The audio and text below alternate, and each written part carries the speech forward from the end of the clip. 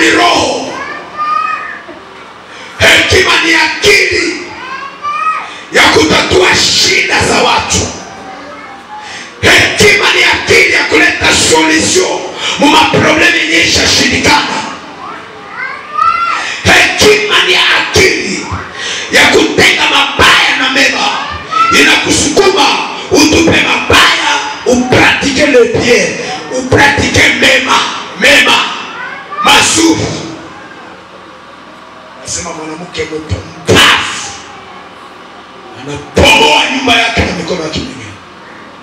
Akumbe nyumba haujengwa na baba, nyumba unajengwa na mwanamke mwenye hekima. Utafumfulaka mwanamke gisi ni chiwerewere ana hekima. Ya kwanza ni kudharau mume wake. Aliyekutosha mbaraka.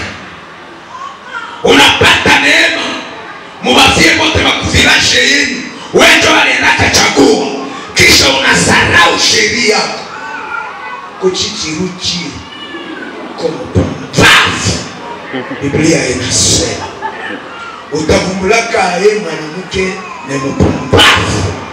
Ni mwanamke mwenye ajui kuvula. Anavula vazi. Anakuwa kama mwenye alivula na lukondi.